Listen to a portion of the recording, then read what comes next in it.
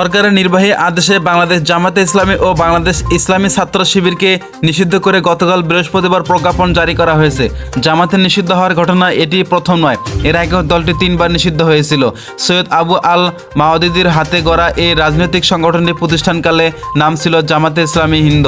British Bharat 1941 সালের 26শে August সংগঠনটি প্রতিষ্ঠিত হয়। 2013 সালের আগস্ট মাস থেকে রাজনৈতিক দল হিসেবে দলটির নিবন্ধন অবৈধ ঘোষণা করেছেন বাংলাদেশ হাইকোর্ট। 3 বিচারপতির গঠিত হাইকোর্টের বেঞ্চের সংখ্যাগরিষ্ঠতা মতামতের ভিত্তি করে এ রায় ঘোষণা করা হয়।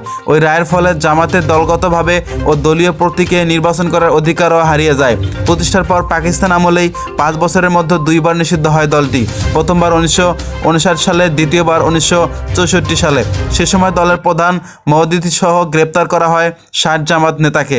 এদের মধ্যে পূর্ব পাকিস্তানের যে 13 জন জামাত নেতা ছিলেন তাদের অন্যতম গোলাম আজম।